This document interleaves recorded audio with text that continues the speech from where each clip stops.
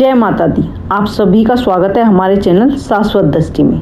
ज्येष्ठ मास की अमावस्या को किया जाने वाला वट सावित्री व्रत हिंदू धर्म के सबसे पवित्र व्रतों में से एक माना जाता है। यह व्रत विशेष रूप से सुहागिन स्त्रियां अपने पति की दीर्घायु, सुख समृद्धि और अखंड सौभाग्य के लिए करती हैं। इस दिन वट वृक्ष यानी बरगद के पेड़ की पूजा की जाती है, क्योंकि इसमें ब्रह्मा, विष्णु और महेश तीनों देवों का वास माना गया है। इस व्रत की महिमा माता सावित्री से जुड़ी है। इन्होंने अपने तप, भक्ति और अटूट पतिव्रत धर्म से स्वयं यमराज से अपने पति सत्यवान के प्राण वापस ले लिए थे। तो आइए श्रद्धा और भक्ति के साथ सुनते हैं वट सावित्री व्रत कथा। बहुत समय पहले मद्र देश में अश्वपति नाम के एक धर्मात्मा और प्रतापी राजा राज्य करते थे। उनके राज्य में वैभव, धन और सुख समृद्धि की कोई कमी नहीं थी, लेकिन उनके जीवन में एक बहुत बड़ा दुख था कि उनकी कोई संतान नहीं थी।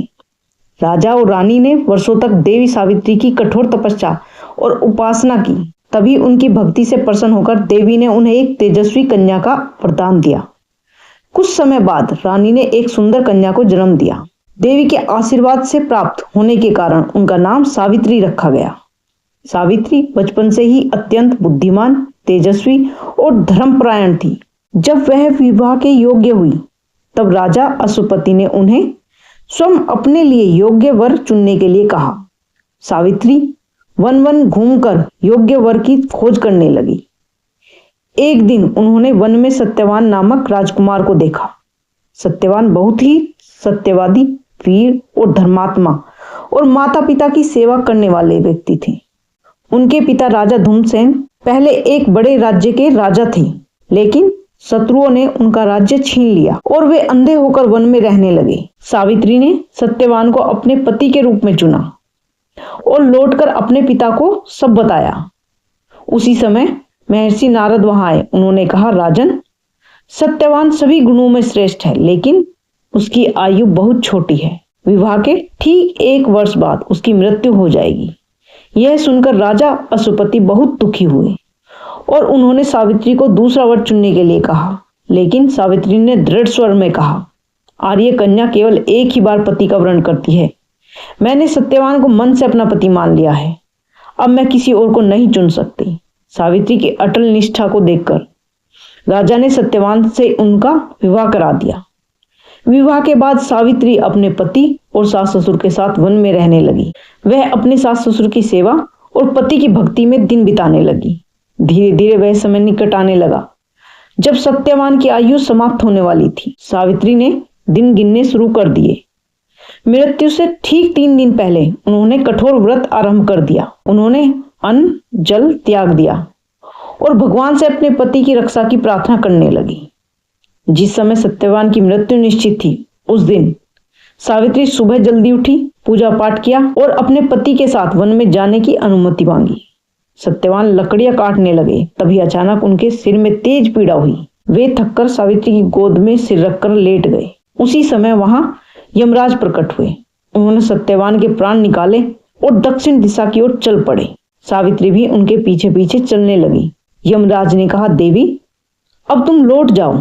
पति का धर्म यहीं तक था।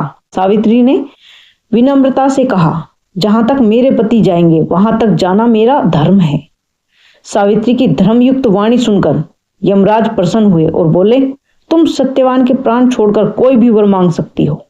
सावित्री ने पहला वर मांगा, मेरे अंधे सास ससुर की दृष्टि लौट आए और उनका खोया हुआ राज्य वापस मिल जाए। यमराज ने कहा, तथास्तु।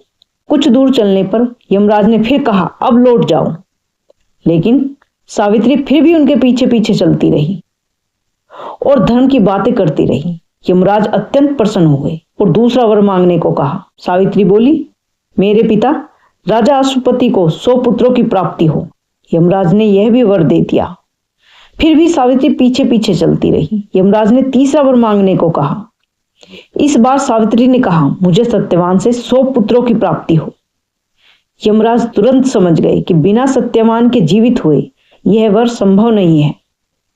यह वर पूरा नहीं हो सकता। सावित्री की बुद्धि, निष्ठा और पतिव्रत धर्म से प्रसन्न होकर यमराज ने सत्यवान के प्राण वापस लौटा दिए।